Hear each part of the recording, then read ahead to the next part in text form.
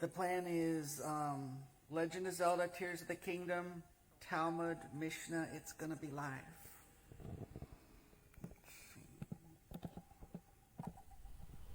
In a world where chaos reigns and connections seem fleeting, one visionary endeavor seeks to bring us all together. Then Theater Live After Dark. Harnessing the transformative power of artificial intelligence, the timeless charm of radio theater. The wisdom of books, and the excitement of video games. Zoom Theater Live After Dark illuminates the path to enlightenment and fosters a sense of unity among its audience. Television meets fusion of storytelling and interactive experiences. We aim to nurture personal growth, improve learning, and inspire a peaceful existence. Guided by your obedient servant, Sebastian Saint Serapian Smalls, we embark on a journey of self-discovery. But where do we begin? Begin by simply listening, slow down, see just how peaceful today can be. Together, we shall create a harmonious community, bound by shared passions and a desire to elevate the human experience. Sebastian Saint Serapian Smalls will be there, to the end of the line, my Valentine, guiding you on this journey towards a more serene and enlightened tomorrow. Catch you guys on the flip side.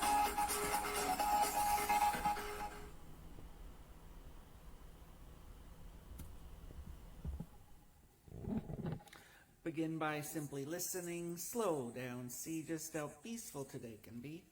Thanks so much for swinging by. I am your host, your obedient servant, Sebastian Saint Smalls. The plan for this one is it's kind of like a book report. Imagine we're in a library reading an old dusty book. We're going to do Talmud and Mishnah, and I invite everybody, regardless of your beliefs, to join in, if only for the fun of analyzing an old and dusty book. But it might also have spiritual resonance for you, in which case, more power to you. Thanks again for swinging by. Wish us luck. Also, this is kind of like a tech demo to see if you can even hear it, because I'm probably going to live stream it to YouTube. And this is kind of Facebook right now. Although I might just stick with Facebook and upload it to YouTube, depending on if this is a tech disaster as we speak. I kind of want to get everything going and then see, hey, can these people even hear it? But that's more information than you wanted right now. So I'll go back to trying to get this all to work. Wish us luck.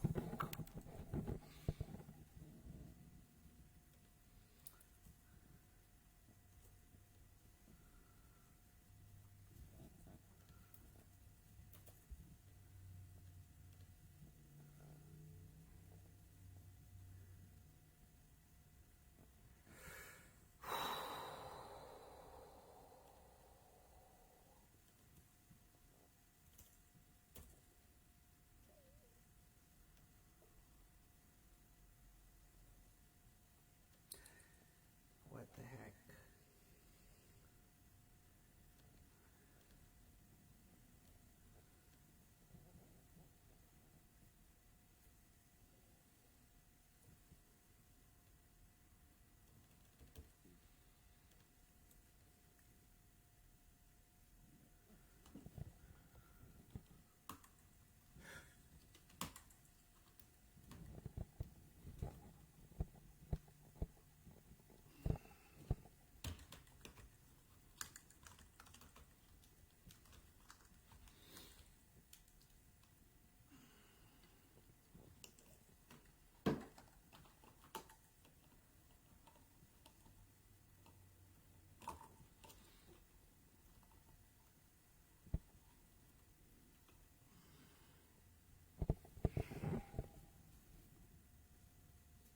Rabbinical texts are the writings of the rabbis, the Jewish religious.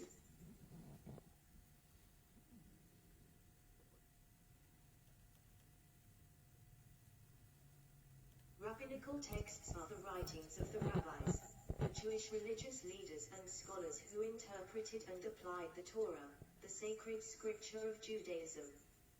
Rabbinical texts are also known as the oral Torah, as opposed to the written Torah, which is the 5 books of Moses. Rabbinical texts include many different genres and topics, such as legal codes, commentaries, stories, ethics, mysticism, philosophy, and liturgy 142.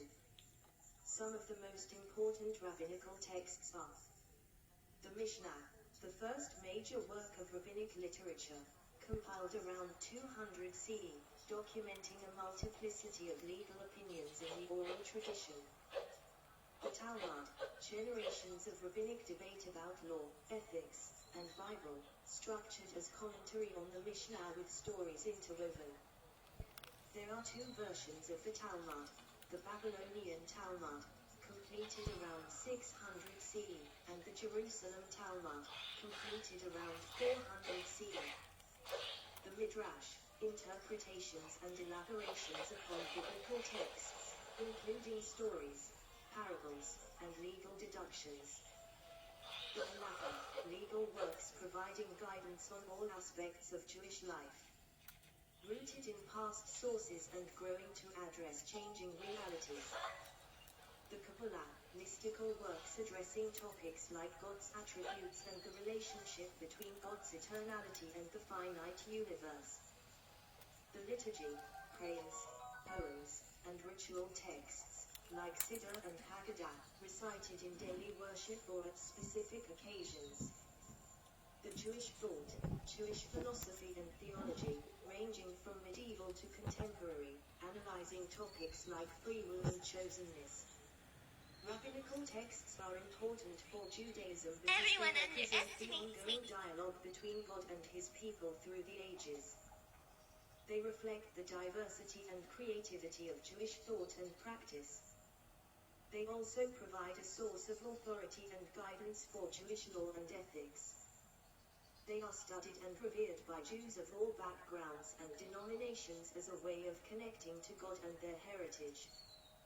One traditional Hebrew blessing for the study of Torah is Barakat Adonai Eloheinu melech haolam asher kidshanu b'mitzvotav v'sivanu la'asok b'divrei Torah.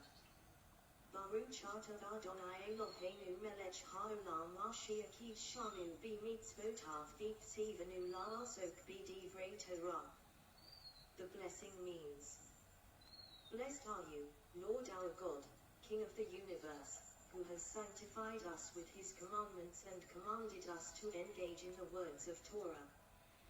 The Talmud and Mishnah are 2 of the most important texts in Judaism because they contain the oral tradition of the rabbis who interpreted and applied the Torah, the sacred scripture of Judaism. The Mishnah is the first written record of the oral law, which was transmitted orally from generation to generation until it was compiled and edited by Rabbi Yehuda the Prince around 200 CE 123. The Mishnah contains a systematic procedure for codifying Jewish law, as opposed to the Torah, which is more narrative and concise. The Mishnah covers topics such as agriculture, civil and criminal law, festivals, purity, sacrifices, and prayers. The Talmud is a record of the rabbinic discussions of the Mishnah and other rabbinic literature, such as the Baraita and the Midrash 1, 2, 3. The Talmud is divided into 2 versions, the Babylonian Talmud, which was completed around 600 CE in Babylonia, and the Jerusalem Talmud, which was completed around 400 CE in the land of Israel. The Talmud is composed of 2 elements, the Mishnah, which is the main text, and the Gemara, which is the commentary on the Mishnah. The Talmud covers topics such as law, ethics, Bible, history, folklore, and mysticism.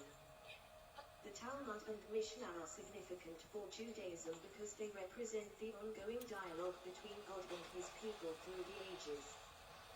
They reflect the diversity and creativity of Jewish thought and practice. They also provide a source of authority and guidance for Jewish law and ethics.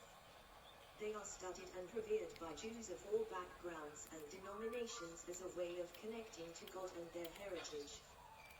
Talmud Section 1, Tractate Birakho, Blessings. The Tractate Birakho, Blessings, is the first tractate in the order of Zeraim, seeds, of the Mishnah and the Talmud. It deals with various aspects of Jewish law and practice related to blessings, prayer, and the recitation of the Shema. The main themes and topics of the tractate are the types and occasions of blessings.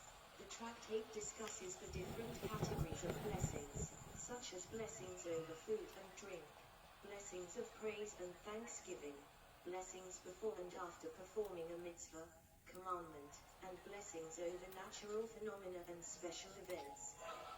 It also specifies the occasions and circumstances that require or exempt one from reciting a blessing, such as the quantity and quality of food, the order and combination of foods, the intention and awareness of the person, and the presence and participation of others. The times and modes of prayer. The tractate establishes the times and frequency of the daily prayers, such as the morning prayer, Shacharit, the afternoon prayer, Mincha, and the evening prayer, Arvit or Mriv. It also defines the modes and conditions of prayer, such as the direction and posture of the person, the language and text of the prayer, the concentration and sincerity of the person, and the role and function of the prayer leader, Shaliach Sabah, and the congregation, Sabah. The recitation of the Shema. The tractate expounds on the biblical commandment to recite the Shema twice a day, in the morning and in the evening. It determines the time frame and duration of each recitation, as well as the content and structure of the Shema paragraphs. It also explains the relationship between the Shema and its accompanying blessings, as well as between the Shema and the Amidah, the central prayer.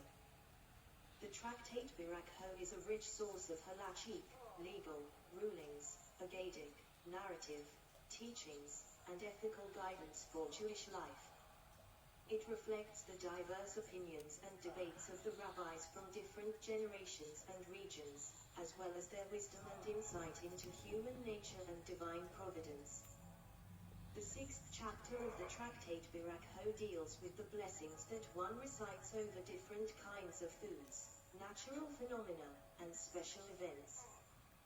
The chapter begins with a general rule that one should recite a blessing before and after eating any food, and then proceeds to specify the appropriate blessings for various categories of foods, such as bread, wine, fruits, vegetables, grains, and meat. The chapter also discusses the order and priority of the blessings when one eats a combination of foods, as well as the cases where one is exempt from reciting a blessing, such as when one is in doubt, when one is coerced, or when one is disgusted by the food. The chapter then shifts to the blessings that one recites over natural phenomena, such as thunder, lightning, rainbows, mountains, oceans, and comets. The chapter explains the rationale and significance of these blessings, which express awe and gratitude for God's creation and power. The chapter also enumerates the blessings that one recites over special events, such as seeing a sage, a king, a Gentile scholar, a Jewish convert, or a place where a miracle occurred. The chapter explores the meaning and purpose of these blessings, which acknowledge God's providence and justice in history and society. The chapter concludes with a story about Rabbi Akiva, who was once imprisoned by the Romans and had only a small amount of water for his daily needs.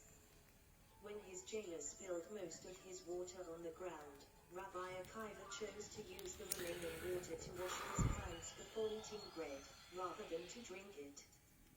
He explained that he was willing to risk his life for the sake of fulfilling God's commandment to recite a blessing with clean hands. The story illustrates the importance and value of blessings in Jewish tradition, as well as the devotion and faith of Rabbi Akiva. The 6th chapter of the tractate Birakho teaches us about the role and function of blessings in Judaism. Blessings are not mere formulas or rituals, but rather expressions of awareness and appreciation for God's presence and involvement in every aspect of our lives. Blessings elevate the mundane to the sacred, and connect the physical to the spiritual. Blessings inspire us to marvel at the wonders of nature, to remember the lessons of history, and to sanctify our actions with intention and gratitude. The fourth chapter of the tractate Barakah deals with the rules and regulations for praying in different settings and situations. The chapter begins with a discussion of the advantages and disadvantages of praying in a synagogue, which is considered the ideal place for prayer, as it is a designated and sanctified space for communal worship.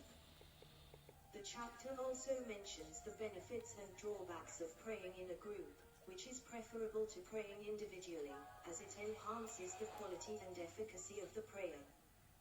The chapter then addresses the cases where one cannot pray in a synagogue or in a group, such as when one is traveling, sick, or in danger, and provides guidelines and alternatives for praying individually.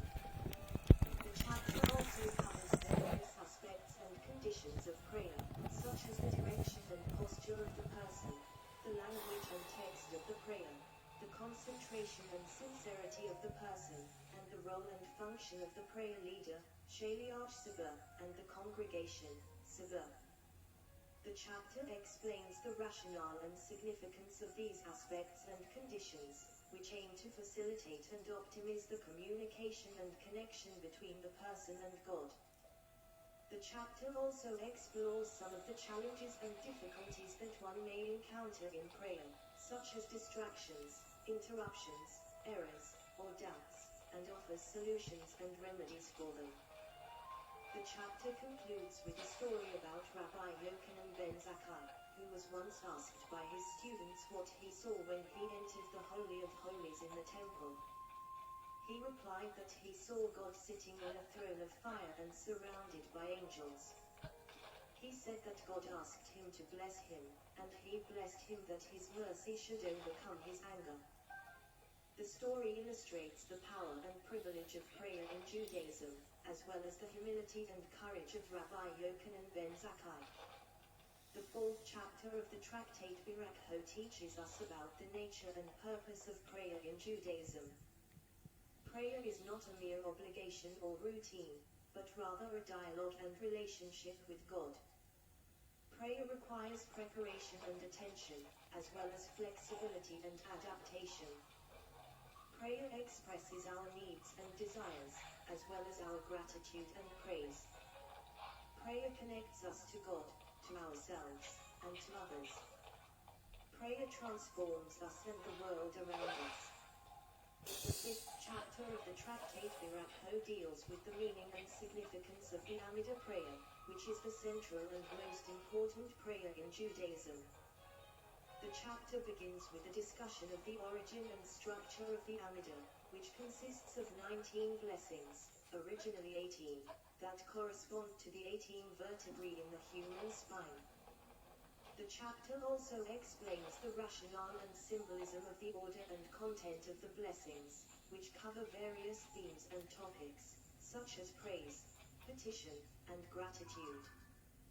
The chapter then focuses on the various aspects and conditions of the Amidah, such as the time and frequency of its recitation, the direction and posture of the person, the language and text of the prayer, the concentration and sincerity of the person, and the role and function of the prayer leader, Shaliach Sabah, and the congregation, Sabah.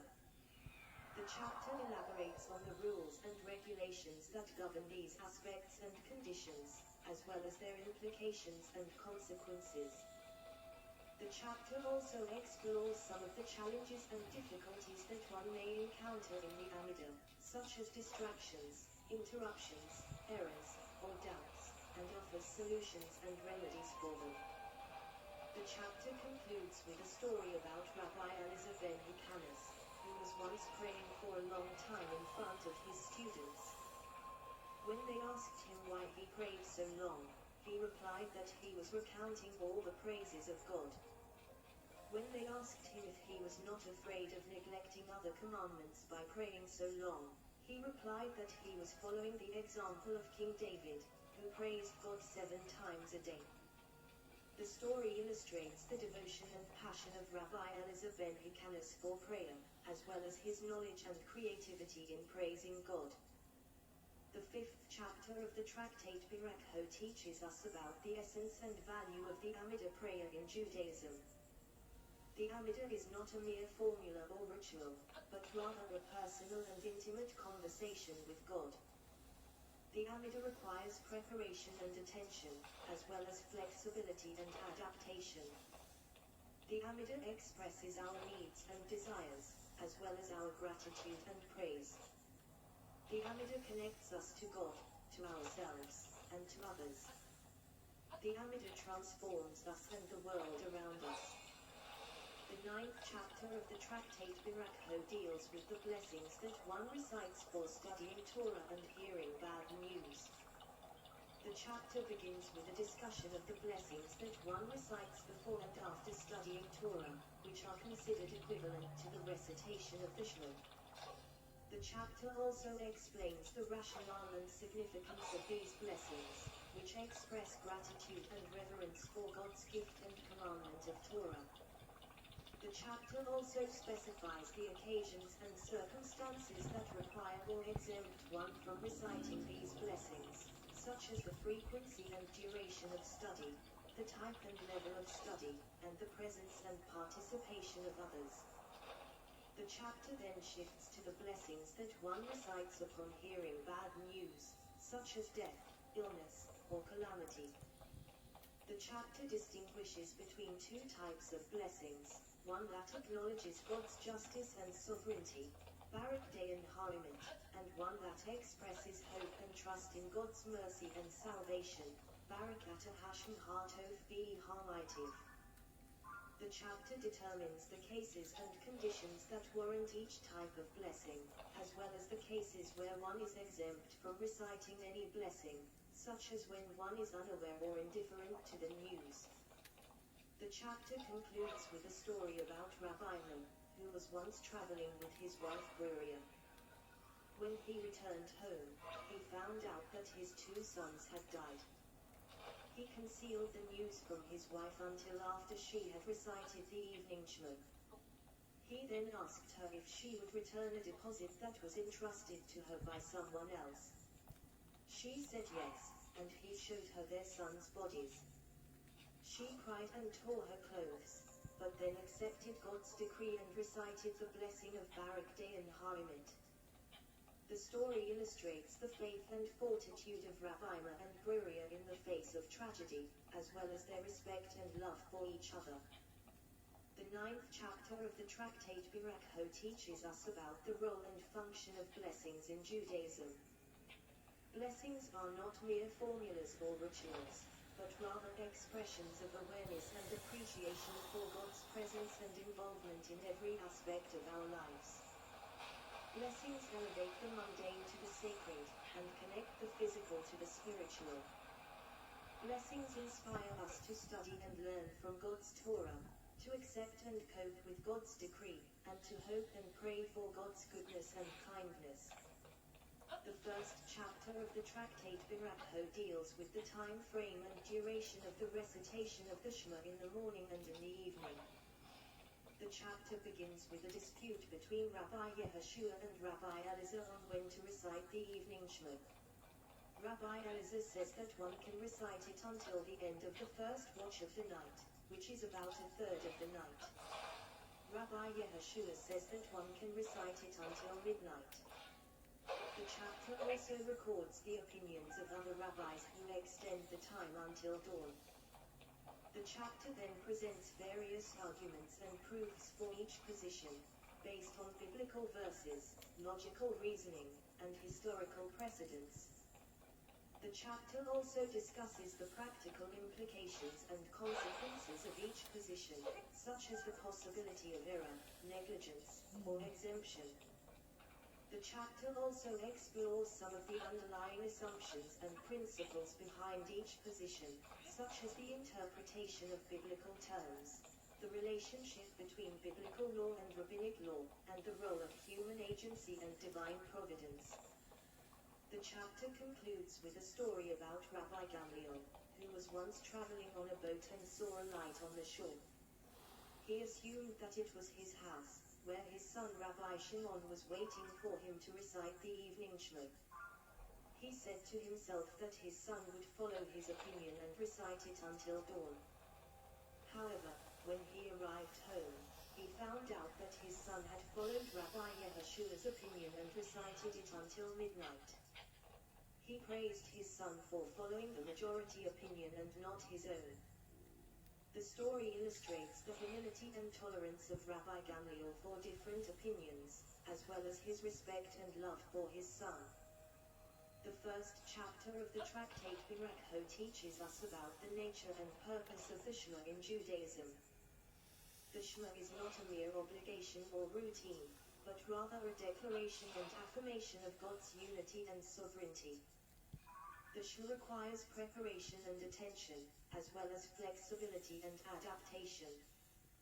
The Shema expresses our loyalty and commitment to God, as well as our gratitude and praise. The Shema connects us to God, to ourselves, and to others. The Shema transforms us and the world around us. The second chapter of the tractate Berakho deals with the blessings that one recites before and after the Shema, as well as the content and structure of the Shema paragraphs. The chapter also relates various stories and teachings about the Shema, one of which is the story of Rabbi Akiva's martyrdom and his recitation of the Shema. The story tells how Rabbi Akiva, one of the greatest sages of the Mishnah, was arrested and executed by the Romans for teaching Torah. I got this figured out. I got it figured out. As he was being tortured with iron combs, he recited the Shema with joy and devotion. His students asked him how he could bear such pain and still recite the Shema. He replied that he had always wished to fulfill the verse, "You shall love the Lord your God with all your heart, with all your soul, and with all your might, even if it meant giving up his life for God." As he uttered the word one, he expired and a heavenly voice proclaimed that he was worthy of eternal life. The ninth chapter of the tractate Berakho deals with the blessings that one recites for studying Torah and hearing bad news. The chapter also contains various teachings and interpretations of biblical verses, one of which is the interpretation of Rabbi Yochanan on the verse, "You shall love the Lord your God with all your heart." Rabbi Yochanan explained that the word heart in Hebrew has two letters bet, which imply two inclinations, a good inclination and an evil inclination. He said that one should love God with both inclinations, meaning that one should use both one's positive and negative impulses for serving God. For example, one should use one's love for good deeds and one's hatred for evil deeds. Or one should use one's passion for studying Torah and one's anger for overcoming obstacles. The story of Rabbi Akiva's martyrdom and his recitation of the Shema, and the interpretation of Rabbi Yochanan on the verse, "You shall love the Lord your God with all your heart," are both related to the theme and message of the Shema in Judaism.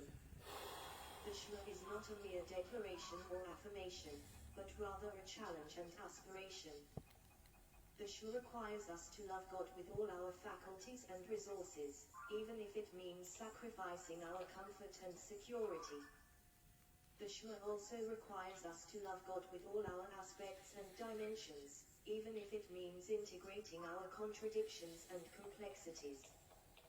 The Shema challenges us to love God unconditionally and holistically, and to aspire to become one with God.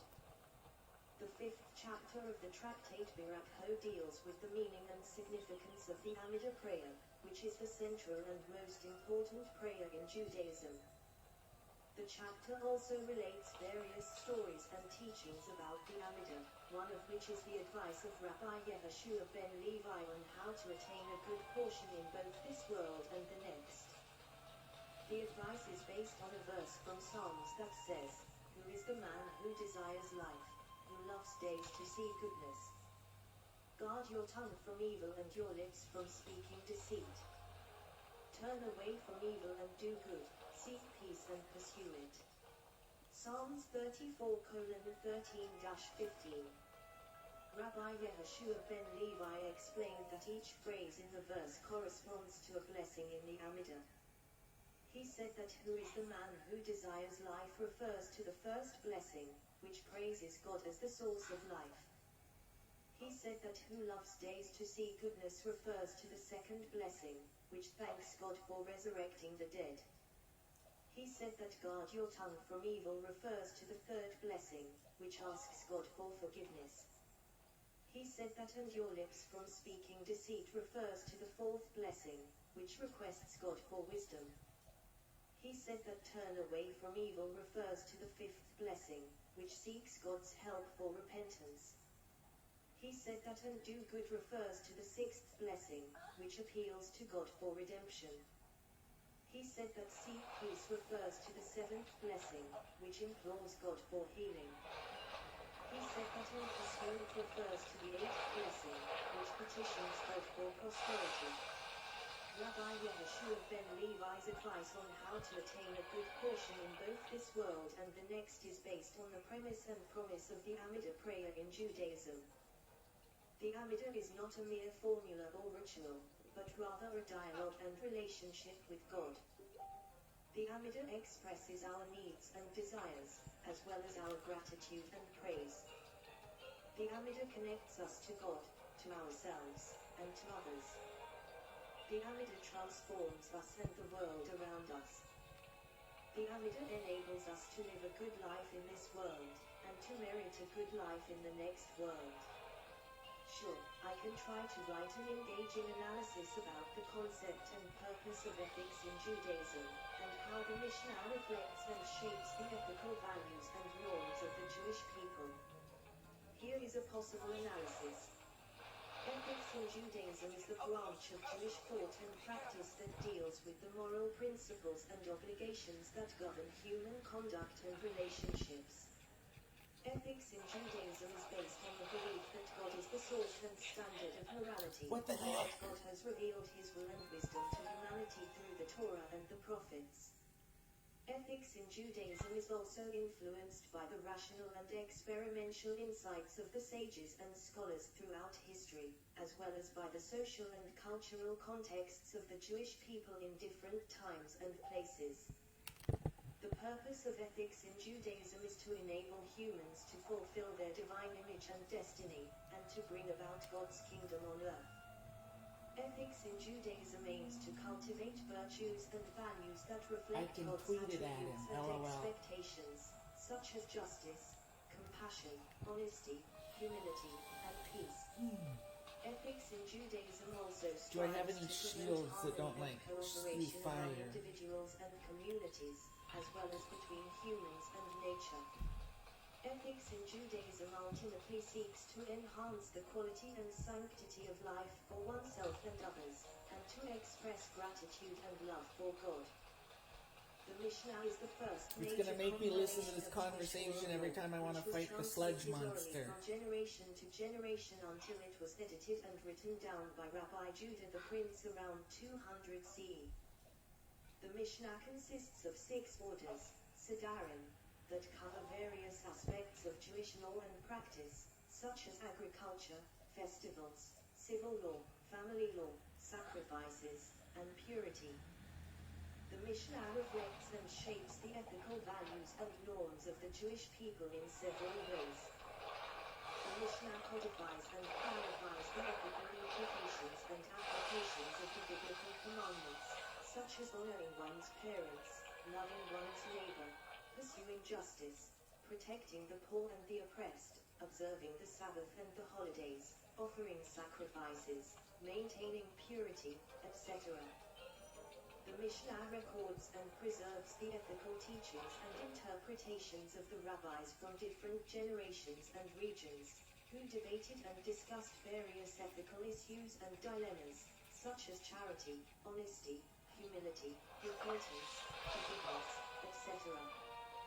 The Mishnah develops and innovates new ethical concepts and institutions, such as the principle of majority rule, the concept of human dignity, the institution of the court, the practice of communal prayer, etc. The Mishnah illustrates and exemplifies ethical behavior and character through stories and anecdotes about the rabbis and their interactions with each other, with their students, with their families, with their enemies, with God, etc. The Mishnah is a rich source of ethical wisdom and guidance for Jewish life. It reflects the diversity and complexity of ethical situations and perspectives, as well as the unity and coherence of ethical values and norms. It shapes the ethical identity and responsibility of the Jewish people, as well as their ethical relationship with God and the world. The Mishnah is the first major compilation of Jewish oral law, which was transmitted orally from generation to generation until it was edited and written down by Rabbi Judah the Prince around 200 CE. The oral law is the interpretation and application of the written law, which is the Torah that God gave to Moses at Mount Sinai.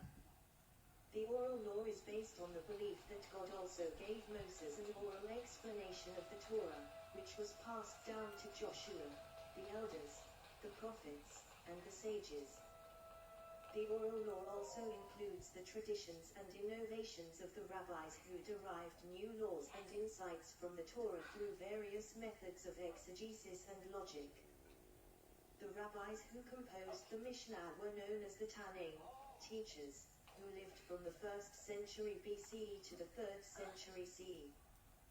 They were the leaders and authorities of the Jewish people in matters of law and religion. They were also scholars and educators who taught and debated in academies and synagogues. They were also active So if it bites you, you die even if you have a shield. oppression and persecution of the Romans and other enemies. They were also visionaries and Arrow innovators didn't who seem to do adapted and much. transformed Judaism in response to the changing times and circumstances. The challenges and opportunities that the rabbis faced in their times were manifold and momentous. They witnessed and endured the destruction of the Second Temple in 70 CE, which marked the end of Jewish sovereignty and sacrificial worship in Jerusalem. They also What the heck? endured the Bar Kokhba revolt in 130 This is so to ridiculous. 135 CE, which resulted in a massive loss of life and land, as well as a harsh repression of Jewish practices by the Romans. They also witnessed and endured the rise of Christianity as a rival religion that claimed to supersede Judaism. They also witnessed and experienced the dispersion and diversity of the Jewish people across different lands and cultures. The Mishnah is a remarkable achievement and legacy of Jewish history and culture. It preserves and transmits the oral law that originated and developed from the revelation at Sinai.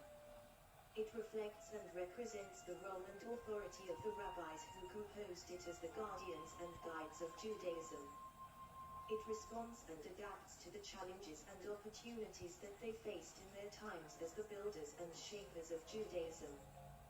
Rabbi Hillel was one of the most influential and respected sages of the Mishnah, who lived in the 1st century BC and the 1st century CE. He was known for his humility, kindness, patience, and generosity.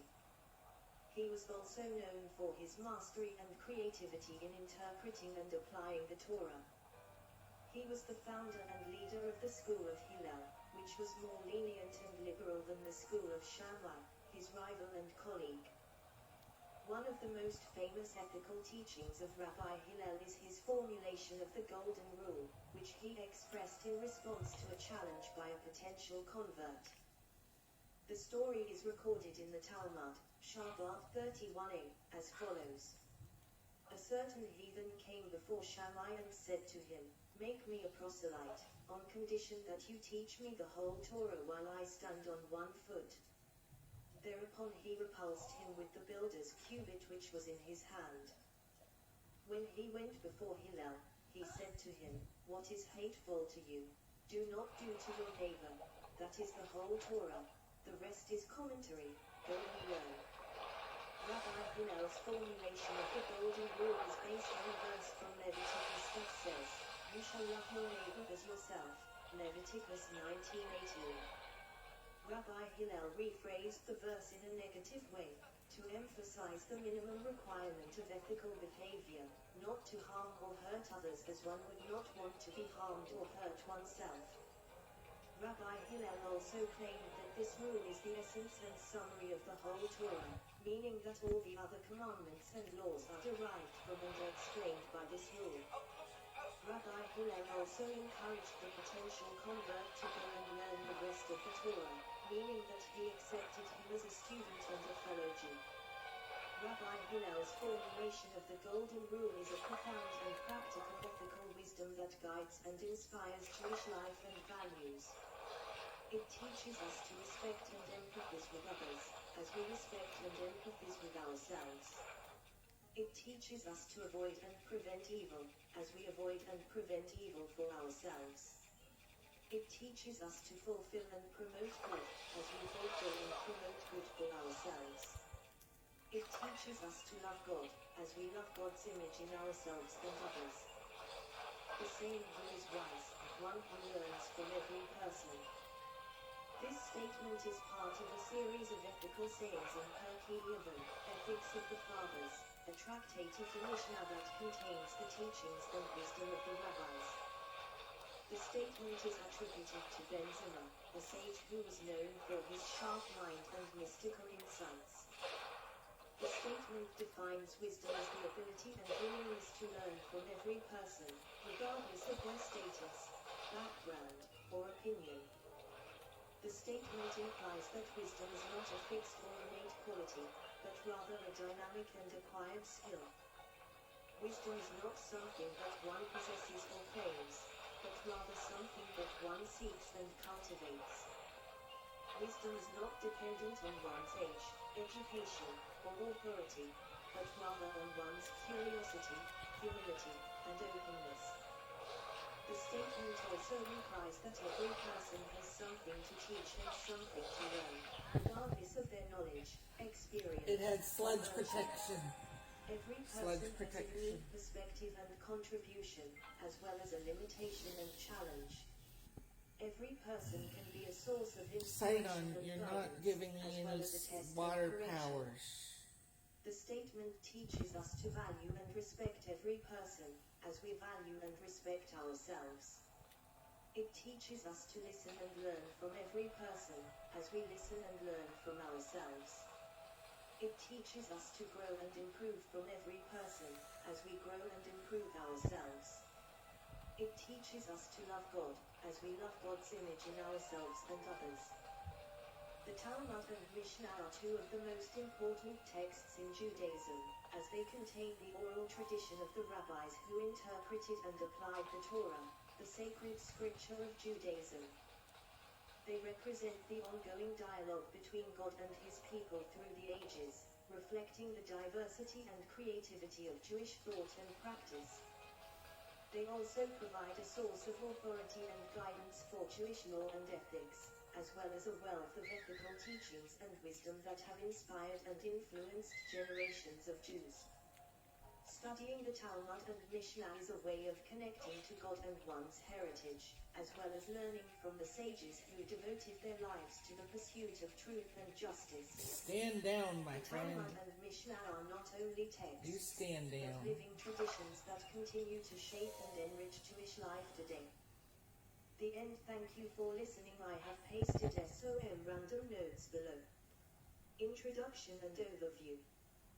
Briefly introduce the concept and important. Oh my gosh, I could have done so much more than that. That was like a small fraction of the outline. I'm like, that's probably enough robot voice for them for one sitting. But then, just in case I wanted to do some more stuff, I was thinking maybe we could listen to this person here. So we'll say, go ahead. Before we begin, as always, I want to articulate a deep sense of gratitude to our supporters, so particularly to the Klatt family and to the Harry Stern Family Foundation for gifts that have made the Cats and Horse programming possible. And I want to recognize the Friends of the Cat Center, which is a group of donors who are also interested partners in the work that we do in bringing the Food Safety Studies Fellowship to wider audiences. And they're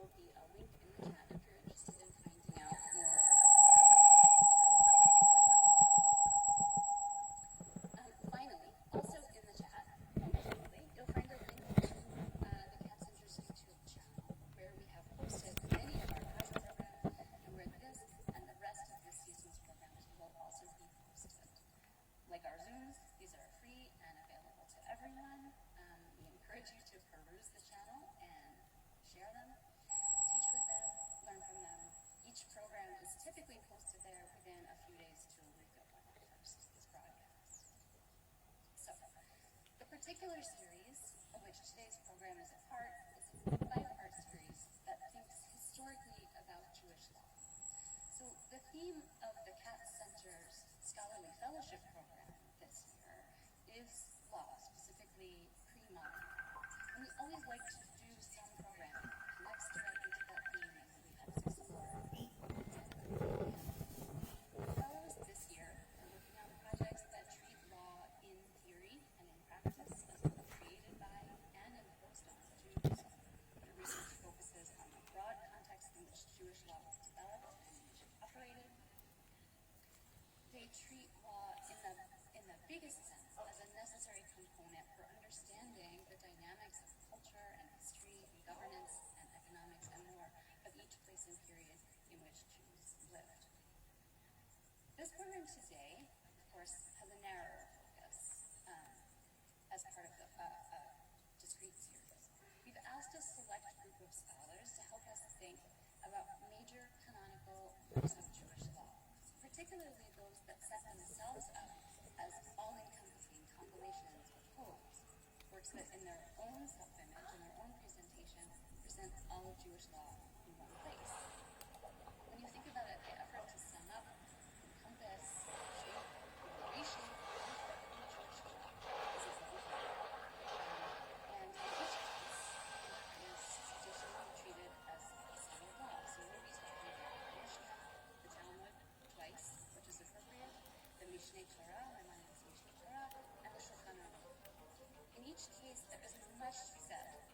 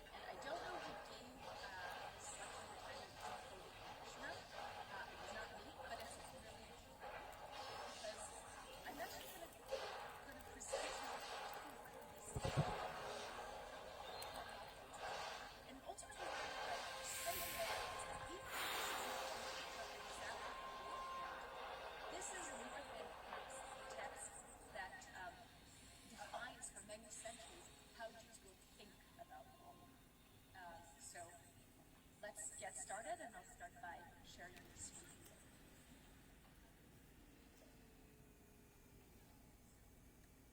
Okay, Liam, see? So, let's start, as I said, with a few basics of what is the Mishnah, or the Mishnah, probably say. So, where, when, and whom. The where is Roman Palestine, or Eretz Israel, as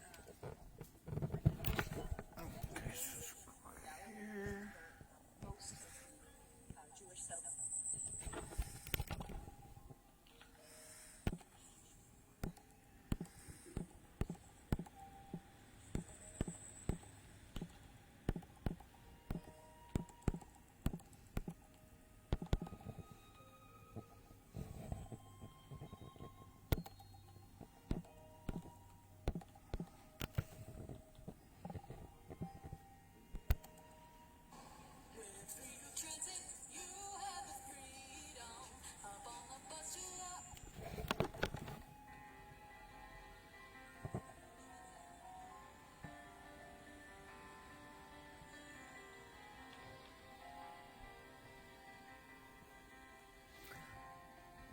There you are. Begin by simply listening, slow down, see just how peaceful today can be. That was a really fun one. I think the audio worked best when I was actually using the microphone over here. When I started doing the second half, it was sound wasn't ideal with that method. So I may have to work on that part of it. But overall, this was a really good experiment. You can go into deep analysis of these spiritual texts, I think, without getting too controversial or anything. At the very least, you can be analytical about it, and if you want to get super spiritual, that's up to you. As I said, begin by simply listening, slow down, see just how peaceful today can be. Thanks so much for swinging by. I have been your host, Sebastian St. Serapian Smalls. Catch you guys on the flip side.